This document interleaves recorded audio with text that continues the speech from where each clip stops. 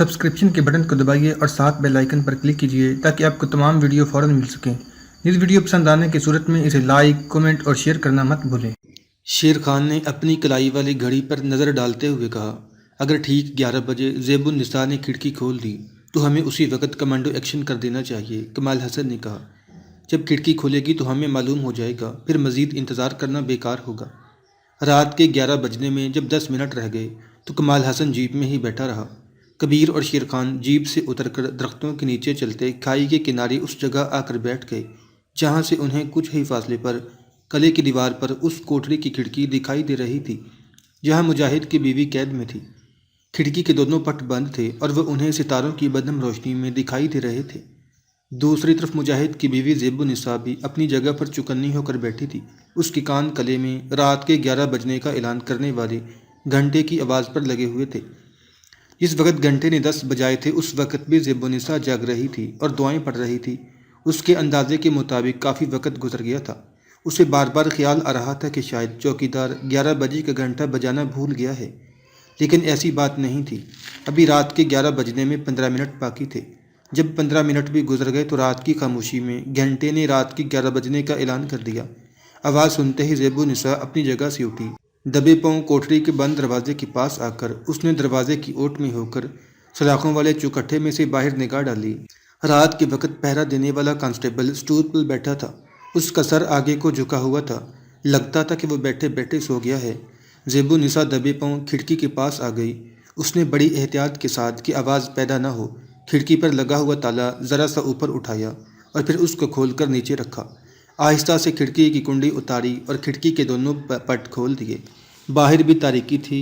ज़ेबुन्निसा वहीं खिड़की के पास बैठ गई और धड़कते हुए दिल के साथ इंतज़ार करने लगी कि नीचे से कब कोई मुजाहिद किसी तरीके से ऊपर आता है। ऐन उसी वक्त जंगल के किनारे खिड़की के पास झाड़ी की ओट में बैठे कबीर खान और शेर खान ने अपनी अपनी घड़ियों पर निगाह डाली। उनकी घड़ियों पर रात के 11:05 हो चुके थे। वो उठकर ज़रा आगे गए और उन्होंने गौर से कले की दीवार को देखा।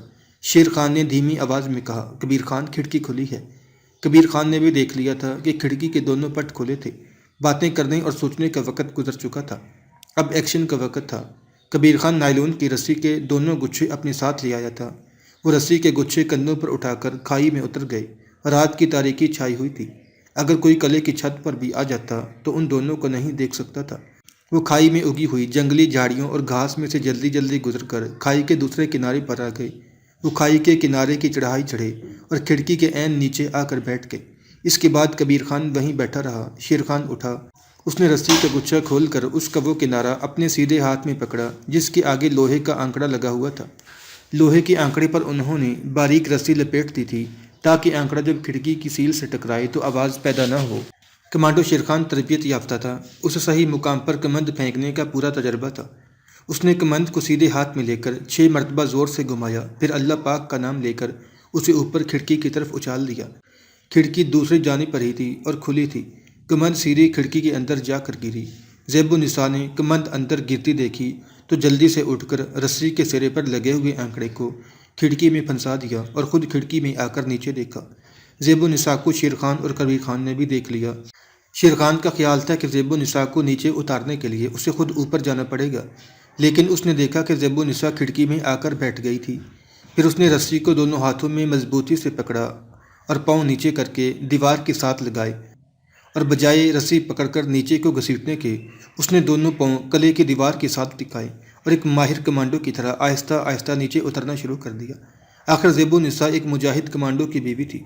मुजाहिद ने अपनी बीवी को बाज़ ऐसे गुर सिखा दिए थे जो हंगामी सूरत हाल में उसके काम आ सकते थे।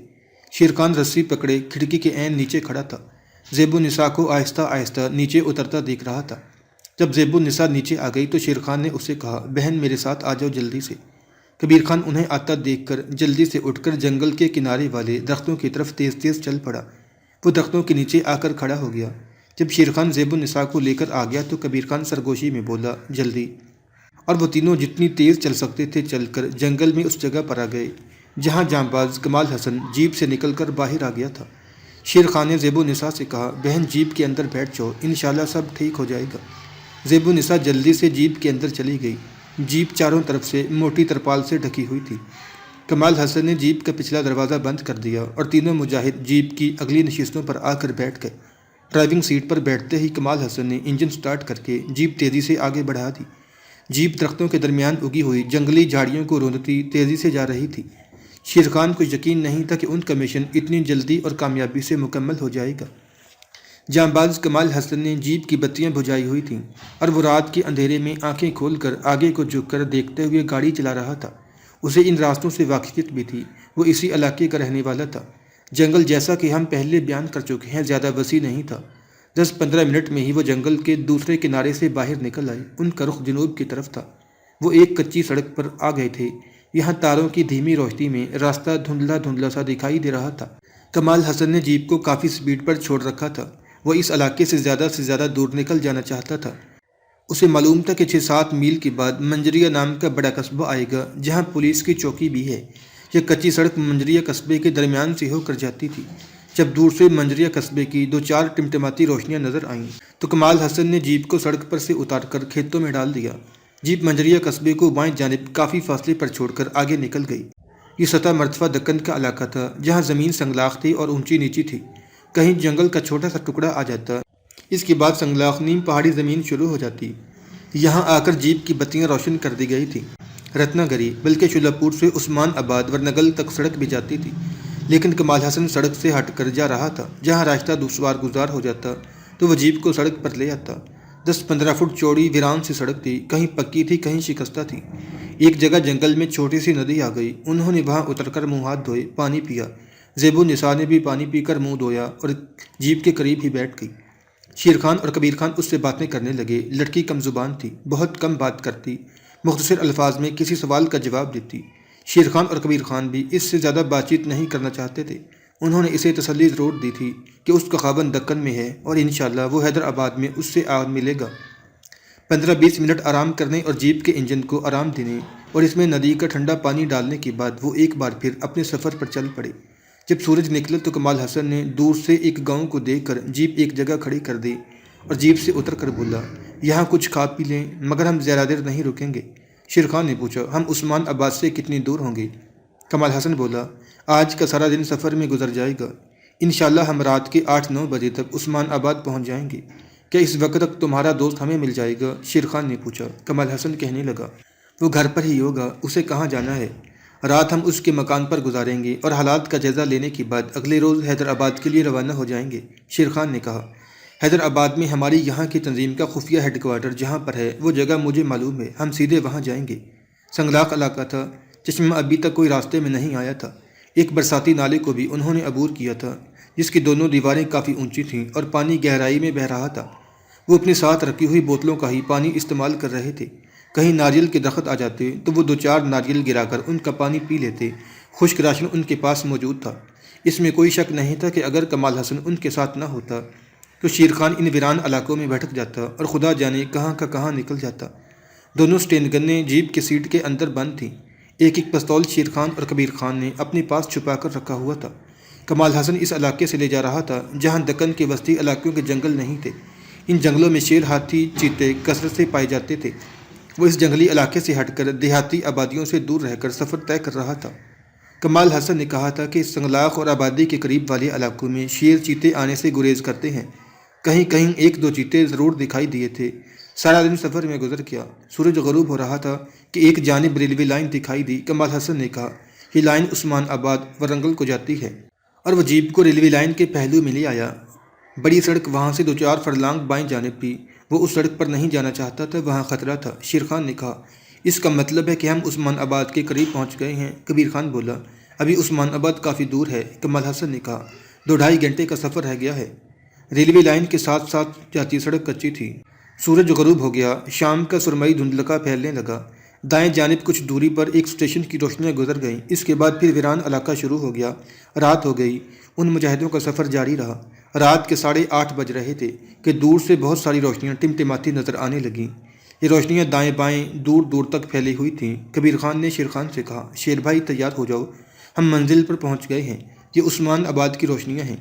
شیر خان کہنے لگا، اپنے مجاہد کا مکان یہاں کس طرف ہے؟ کمال حسن نے کہا، مکان شہر سے باہر ہے، محفوظ جگہ ہے۔ کمال حسن جیپ کو شہر سے باہر لے جا رہا تھا۔ آبادیاں ان کی بائیں جانب سے گزر رہی تھیں۔ ایک جگہ کسی کالونی کی روشنیاں آ گئیں۔ کمال حسن نے جیپ ان روشنیوں سے دور ہی ایک جگہ اندھیرے میں کھڑی کر دی اور شیرخان سے کہا، یہاں سے ہم پیدل جائیں گے۔ کمال حسن کے مجاہد دوست کا مکان اسی کالونی کے کونے پر تھا۔ جیپ سے نکل کر تینوں مجاہد زیب النساء کو ساتھ لے کر اندھیرے میں ایک طرف کو چل پڑے۔ کالونی کے کونے والے مکان کے صحن میں بتی روشن تھی، باہر اندھیرا تھا۔ کمال حسن شیرخان، کبیر اور زیب النساء کو اندھیرے میں ایک طرف روک کر خود مکان کے دروازے پر گیا اور گھنٹی بجائی۔ تھوڑی دیر کے بعد اندر سے ایک آدمی دروازہ کھول کر باہر آیا۔ کمال حسن اس کی طرف بڑھا۔ دونوں ایک دوسرے سے لپٹ گئے۔ یہ کمال حسن کا دوست اور ان کی تنظیم کا مجاہد اصغر علی تھا۔ دونوں مکان کے صحن میں آ کر باتیں کرنے لگے۔ کمال حسن نے اسے صورتحال بتائی تو اصغر علی نے کہا، انہیں اندر لے آؤ۔ اصغر علی نے کونے والا کمرہ کھول دیا اور بتی جلا دی۔ شیرخان، کبیر اور زیب النساء کمرے میں آئے تو کمال حسن نے اصغر علی سے ان کا تعارف کروایا۔ اصغر علی نے کہا، یہاں آپ بے فکر ہو کر بیٹھے، میں کھانے کا انتظام کرتا ہوں۔ اصغر علی چلا گیا تو کمال حسن نے شیرخان سے کہا، اتفاق سے اس کے بیوی بچے اورنگ آباد گئے ہوئے ہیں، یہ گھر میں اکیلا ہی ہے۔ اصغر علی ایک قریبی ریسٹوران سے کھانا لے کر آ گیا۔ اس دوران شیرخان اور کمال حسن جیپ میں سے اسلحہ وغیرہ نکال کر لے آئے تھے اور اسے کمرے کے کونے میں بچھی ہوئی چارپائی کے نیچے چھپا دیا تھا۔ کمال حسن نے اصغر علی کو اسلحے کے بارے میں بتایا تو اس نے کہا، یہاں کب تک قیام کا ارادہ ہے؟ کمال حسن بولا، ہماری منزل حیدر آباد ہے، زیادہ سے زیادہ کل کا دن ہی رہیں گے، کل کا اندھیرا ہوتے ہی یہاں سے چل پڑیں گے۔ کمال حسن بولا، پھر اسلحہ وغیرہ چارپائی کے نیچے ہی رہنے دو، یہاں کوئی نہیں آئے گا۔ کھانا کھانے کے بعد شیرخان، کبیر خان اور کمال حسن برآمدے والے کمرے میں آ گئے۔ پہلے والے کمرے میں زیب النساء چارپائی پر لیٹ گئی اور اپنے خاوند سے ملاقات کی دعائیں مانگنے لگی۔ وہ رات اور اگلا دن انہوں نے اصغر علی کے مکان میں گزارا۔ سورج غروب ہونے کے بعد جب رات کا اندھیرا چھا گیا تو کمال حسن نے اصغر علی کو خدا حافظ کہا اور شیرخان، کبیر اور زیب النساء کے ساتھ جیپ میں سوار ہو کر اگلی منزل حیدر آباد کی طرف روانہ ہو گیا۔ اس کے مجاہد اصغر علی کو بھی علم نہیں تھا کہ رات کے وقت جب کمال حسن اپنے ساتھیوں کو لے کر روانہ ہوا تھا تو ایک مخبر نے انہیں دیکھ لیا تھا۔ اس نے عثمان آباد پولیس ہیڈ کوارٹر میں جا کر اطلاع کر دی کہ اصغر علی نام کے آدمی کے مکان سے 3 افراد ایک جیپ میں بیٹھ کر جنوب مشرق کی سمت روانہ ہوئے ہیں اور ان میں ایک عورت بھی ہے۔ مدارسی ہندو ایس ایس پی جے ناتھن کو جب یہ رپورٹ ملی تو اس کو شبہ گزرا کہ ضرور یہ وہی عورت ہے جس کے بارے میں اسے رپورٹ مل چکی تھی کہ وہ ایک کشمیری مجاہد کی بیوی ہے۔ کشمیری مجاہد جیل سے فرار ہو چکا ہے اور اس کی بیوی بھی رتنا گری کے قلعے سے فرار ہونے میں کامیاب ہو گئی ہے۔ ایس ایس پی جے ناتھن نے اسی وقت ایک پولیس پارٹی ترتیب دی اور مفرور مجاہد کی مفرور بیوی کی گرفتاری کے لیے تیزی سے نکل کھڑا ہوا۔ مخبر نے پولیس کو بتا دیا تھا کہ یہ لوگ کس طرف کو گئے ہیں۔ اپنے مجاہدوں کو کوئی علم نہیں تھا کہ ان کے پیچھے پولیس لگی ہوئی ہے، لیکن پولیس پارٹی ابھی بہت پیچھے تھی۔ کمال حسن کی جگہ اب کبیر خان جیپ چلا رہا تھا۔ شیرخان اور کمال حسن اگلی نشستوں پر ہی بیٹھے تھے۔ زیب النساء بند جیپ کے اندر تھی۔ جیپ رات کے اندھیرے میں ایک ویران راستے پر چلی جا رہی تھی۔ راستہ ناہموار ہونے کی وجہ سے جیپ کی رفتار ہلکی ہو گئی تھی، جبکہ ان کے عقب میں پولیس پارٹی کی گاڑیاں پکی سڑک پر پوری رفتار سے آ رہی تھیں۔ دونوں گاڑیوں کے درمیان فاصلہ کم ہوتا جا رہا تھا۔ جب مجاہدوں کی جیپ جنگل کے وسط میں پہنچی تو انجن گرم ہو گیا اور دھواں دینے لگا۔ جیپ راستے سے اتار کر درختوں کے پیچھے کھڑی کر دی گئی۔ کبیر، شیرخان اور کمال حسن نیچے اتر آئے۔ شیرخان پانی کی بوتلیں لینے جیپ کے اندر گیا تو اس نے زیب النساء کو بتایا کہ گاڑی کا انجن گرم ہو گیا ہے، گھبرانے کی کوئی بات نہیں ہے۔ کمال حسن انجن میں پانی ڈالنے لگا۔ کبیر اور شیرخان جیپ کے عقب میں دروازے کے قریب ہی بیٹھ گئے اور باتیں کرنے لگے۔ انہوں نے جیپ کا پچھلا دروازہ کھول دیا تھا تاکہ زیب النساء کو بھی تازہ ہوا آتی رہے۔ کبیر خان اور شیرخان آہستہ آہستہ باتیں کر رہے تھے کہ اچانک شیرخان بات کرتے کرتے رک گیا اور پیچھے جنگل میں ایک طرف دیکھنے لگا۔ کبیر خان نے پوچھا، کیا بات ہے؟ شیرخان نے کہا، گاڑی کی آواز آ رہی ہے۔ کبیر خان کان لگا کر سننے کی کوشش کرنے لگا، پھر بولا، تم ٹھیک کہتے ہو، یہ گاڑی کی آواز ہے۔ شاید کوئی شکاری جیپ لے کر رات کو جنگل میں شکار کی تلاش میں نکلا ہے۔ مگر شیرخان کا تجربہ کبیر خان سے زیادہ تھا۔ اس نے کہا، نہیں، مجھے کچھ اور ہی لگ رہا ہے۔ شیرخان جلدی سے کمال حسن کے پاس گیا اور کہا، مجھے شک ہے کہ پولیس ہماری تلاش میں یہاں پہنچ گئی ہے۔ یہ پولیس کی گاڑی کی آواز ہے۔ گاڑی کی آواز قریب ہوتی جا رہی تھی۔ کمال حسن نے کبیر خان سے کہا، کبیر خان، گاڑی نکال کر پیچھے درختوں کی طرف لے چلو۔ کبیر خان دوڑ کر جیپ میں بیٹھا اور اسے چلا کر ایک طرف درختوں کے نیچے اندھیرے میں لے گیا۔ گاڑی کھڑی ہوتے ہی کمال حسن نے کبیر خان سے کہا، زیب النساء کو درختوں کے پیچھے لے جا کر کسی جگہ چھپا دو، جلدی کرو۔ کبیر خان فوراً زیب النساء کو جیپ سے نکال کر پیچھے درختوں میں لے گیا۔ شیرخان اور کمال حسن نے جیپ میں سے اسٹین گنیں، میگزین اور ہینڈ گرنیڈ نکال کر 15-20 قدم آگے جا کر پتھروں کے پیچھے پوزیشن لے کر بیٹھ گئے۔ جنگل کے درمیان سے گزرنے والا کچا راستہ ان سے 50 گز کے فاصلے پر تھا۔ گاڑی کی آواز مزید قریب آ گئی تھی۔ پیچھے درختوں میں کبیر خان جیپ کو جھاڑیوں کی اوٹ میں چھپائے اسٹین گن لیے پوزیشن لے کر بیٹھا ہوا تھا۔ زیب النساء جیپ سے نکل کر کبیر خان کے قریب ہی ایک بڑے پتھر کی آٹ لے کر بیٹھی ہوئی تھی۔ دور سے انہیں تاریکی میں ایک گاڑی آتی دکھائی دی۔ کمال حسن نے سرگوشی میں شیر خان سے کہا، یہ پولیس کی گاڑی ہی ہے۔ شیر خان عقابی نظروں سے اندھیرے میں گاڑی کو ایک طرف رکتے دیکھ رہا تھا۔ گاڑی میں سے انہیں 4-5 آدمی تیزی سے نکل کر ادھر ادھر درختوں میں چھپتے نظر آئے۔ کمال حسن نے کہا، میں فائر کرنے لگا ہوں۔ شیر خان نے آہستہ سے کہا، ذرا صبر کرو۔ پولیس کی گاڑی آہستہ آہستہ چلتی جنگل کے راستے پر ذرا آگے آ کر کھڑی ہو گئی۔ یہ ایک بڑی جیپ تھی۔ 4 پولیس کے سپاہی ابھی تک گاڑی میں ہی تھے۔ ڈرائیور کے ساتھ بھی ایک پولیس آفیسر بیٹھا تھا۔ یہ SSP جیناتھن تھا۔ پولیس کو یہ شبہ ہو گیا تھا کہ مجاہد اور مفرور لڑکی جنگل کے اسی علاقے میں کسی جگہ چھپے ہوئے ہیں، لیکن پولیس کو یہ معلوم نہیں تھا کہ مجاہد پولیس سے صرف چند گز کے فاصلے پر مورچہ جمائے ہوئے ہیں اور ان کی نقل و حرکت کا مشاہدہ کر رہے ہیں۔ کمال حسن نے اپنے سامنے پولیس کو دیکھا تو اپنے جذبات پر کنٹرول نہ کر سکا اور اس نے اسٹین گن کا برسٹ فائر کر دیا۔ جنگل فائرنگ کے دھماکوں سے گونج اٹھا۔ جیپ میں بیٹھے ہوئے 3 سپاہی ایک طرف کو لڑک گئے۔ SSP جیناتھن جیپ کی اگلی سیٹ سے اچھل کر باہر آ گیا اور جیپ کی آڑ لے کر پستول سے فائر کرنے لگا۔ دوسرے 2 سپاہی جو جیپ میں تھے اور بچ گئے تھے زمین پر لیٹ گئے اور رائفلوں سے فائرنگ شروع کر دی۔ گولیاں کمال حسن اور شیر خان کے سروں کے اوپر سے گزر رہی تھیں۔ شیر خان بولا، کمال حسن میرے پیچھے ہو جاؤ اور لیٹ جاؤ۔ شیر خان نے اوپر تلے 2 ہینڈ گرنیڈ پھینکے۔ دونوں دستی بم پولیس کی جیپ سے چند فٹ پیچھے گر کر پھٹے۔ اچانک مجاہدوں کے عقب سے بھی اکا دکا رائفل کے فائر ہونے لگے۔ شیر خان نے کمال حسن سے کہا، پولیس ہمیں گھیرے میں لینے کی کوشش کر رہی ہے، پیچھے جیپ کی طرف آ جاؤ۔ وہ لیٹے ہوئے اٹھے اور جھک کر دوڑتے ہوئے جیپ کی اوٹ میں آ گئے جہاں کبیر خان پہلے سے پوزیشن میں تھا۔ شیر خان نے کہا، زیب النساء کو ساتھ لے کر ٹیلے کی اوٹ میں آ جاؤ، جلدی کرو۔ دستی بم اور دوسرا میگزین اٹھا کر انہوں نے زیب النساء کو اپنے درمیان لے لیا اور دائیں جانب جو ٹیلا تھا اس کی طرف دوڑے۔ پولیس کا فائر ان کے اوپر آ رہا تھا۔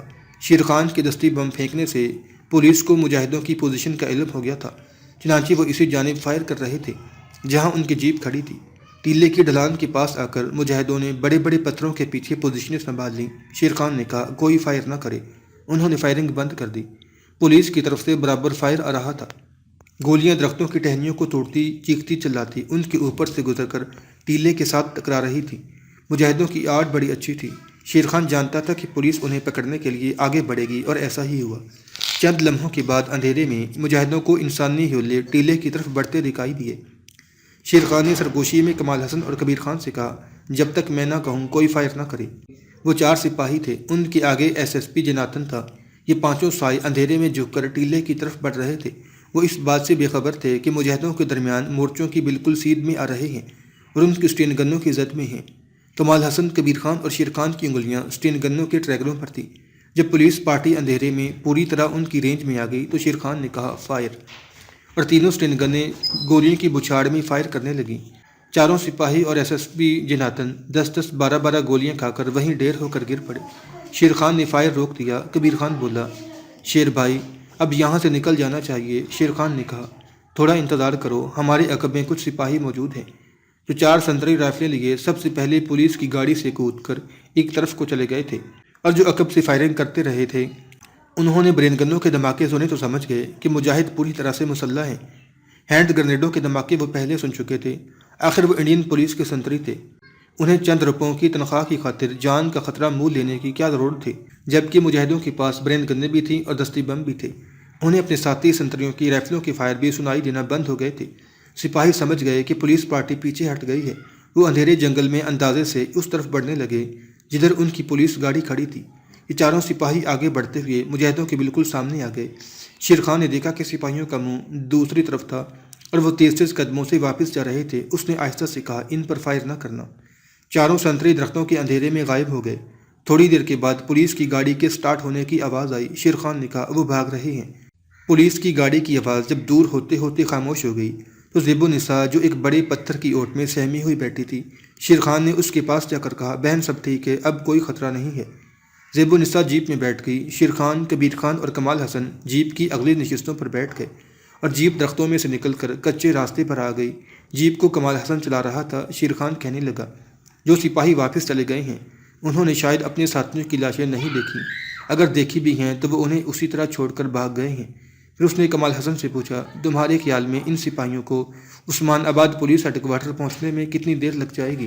کمال حسن نے کہا، 1.5-2 گھنٹے تو لگ جائیں گے۔ شیر خان نے پوچھا، ہم حیدرآباد کی حدود میں کس وقت تک پہنچ جائیں گے؟ کمال حسن بولا، ہمیں بھی اتنی ہی دیر لگے گی۔ تو پھر گاڑی کی رفتار تیز کر دو، شیر خان نے کہا، ہم پولیس تک اطلاع پہنچنے سے پہلے حیدرآباد میں داخل ہو جانا چاہتے ہیں۔ کمال حسن کہنے لگا، یہ سڑک خراب ہے، میں اسے یہاں سے نکال کر حیدرآباد والی بڑی سڑک پر لے آتا ہوں۔ مزید آدھے گھنٹے تک ان کی جیپ جنگل کے علاقے میں سفر کرتی رہی۔ اس کے بعد وہ سڑک آ گئی جو شولاپور عثمان آباد سے ورنگل سے ہوتی ہوئی حیدرآباد کو جاتی تھی۔ یہ سڑک زیادہ کشادہ نہیں تھی اور اس پر روشنی بھی نہیں تھی، لیکن سڑک پکی تھی اور خالی پڑی تھی۔ سڑک پر آتے ہی کمال حسن نے جیپ کی رفتار تیز کر دی۔ خطرہ صرف اس بات کا تھا کہ سڑک پر کہیں پولیس کی کوئی چیک پوسٹ نہ ہو، لیکن آندھرا پردیش کے علاقے میں مجاہدین کی سرگرمیاں بہت محدود تھیں، جس کی وجہ سے پولیس نے ہائی وے پر چیکنگ کی ضرورت محسوس نہیں کی تھی۔ آسمان پر صبح کا نور جھلکنے لگا تھا۔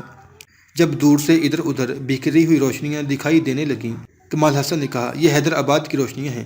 شیر خان نے ایک خاص علاقے کا نام کمال حسن کو بتایا اور کہا، اپنے مجاہدوں کا خفیہ ٹھکانہ اسی علاقے میں ہے، تم اس علاقے میں چلو، میں جگہ پہچان لوں گا۔ جو علاقہ شیر خان نے بتایا تھا کمال حسن جانتا تھا کہ وہ کہاں پر ہے، چنانچہ اس نے جیپ کو اس شہر کی طرف لے جانے کی بجائے اسے شہر کے جنوبی مضافات کی طرف ڈال دیا۔ صبح کی سفیدی نمودار ہو چکی تھی جب ان کی جیپ اس علاقے میں داخل ہو گئی جو شیر خان نے بتایا تھا۔ اس علاقے میں آتے ہی شیر خان نے بعض نشانیاں پہچان لیں اور کمال حسن سے کہا، یہاں سے دائیں جانب چلنا ہوگا، آگے آموں کا ایک باغ آئے گا، اس کی دوسری جانب کھلا میدان ہے، وہاں سے اپنے مجاہدوں کا خفیہ ٹھکانہ زیادہ دور نہیں ہے۔ کمال حسن شیر خان کی رہنمائی کے مطابق جیپ چلاتا رہا۔ ہم اس علاقے کا نام اور محل وقوع خفیہ رکھنا چاہتے ہیں۔ آپ سمجھ لیں کہ ہمارے مجاہد زیب النساء کو لے کر اپنے حیدرآبادی مجاہدوں کے خفیہ ٹھکانے پر پہنچ گئے۔ مجاہدوں کا لیڈر کمال الدین شیر خان سے گلے لگ کر ملا۔ اس کے بعد باری باری اس نے کمال حسن اور کبیر خان سے ہاتھ ملایا۔ شیر خان نے مختصر لفظوں میں کمال الدین کو اپنے کامیاب مشن کے بارے میں بتایا اور کہا، ہم اپنے مجاہد کی بیوی زیب النساء کو کافروں کی قید سے نکال کر لے آئے ہیں۔ کمال الدین کہنے لگا، قدرت نے ان دونوں کا ملاپ یہاں پر لکھ دیا تھا۔ تمہیں یہ سن کر خوشی ہوگی کہ زیب النساء کا خاوند ہماری دوسری کمینگاہ میں ہی ہے۔ جب یہ خبر زیب النساء کو سنائی گئی تو اس کے غمزدہ چہرے پر خوشی کی چمک آ گئی۔